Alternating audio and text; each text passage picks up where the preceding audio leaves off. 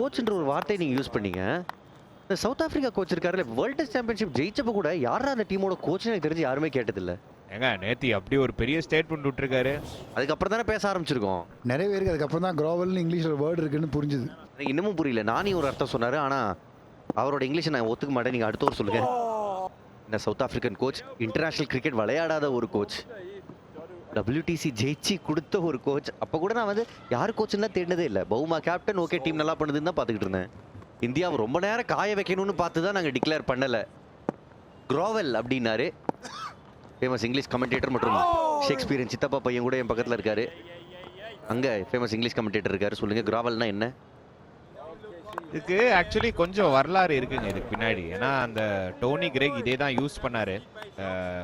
இந்த Clive Lloyd டீமுக்கு அகேன்ஸ்டாக அவங்க வெஸ்ட் இண்டீஸ் போகும்போது ரொம்ப அவங்கள பற்றி பேசினதுக்கு. க்ரோவல் பேசிக்லி அப்படின்னா ஒரு ஒரு மாதிரி கெஞ்ச வைக்கிறது. ஒரு டைரக்ட் மீனிங் வந்து to lie or to crawl. But ஜென்ரலாக இங்கிலீஷில் எதுக்கு யூஸ் பண்ணுவோன்னா, I am groveling, I grovel to Muthu for some food. அந்த மாதிரி யூஸ் பண்ண. நான் கெஞ்சுறேன் உங்ககிட்ட, ஒரு தழுவ வைக்கிறேன், அந்த மாதிரி ஒரு கான்டெக்ட். நான் என்கிட்ட இருக்கிறதே வாங்கி கொடுத்துருவேன். இல்ல அது வந்து கொஞ்சம் ஒரு கீழ்த்தனமா பேசுறதுனால தான் வந்து இவ்வளோ பெரிய ஒரு விஷயமா பார்க்குறேன்.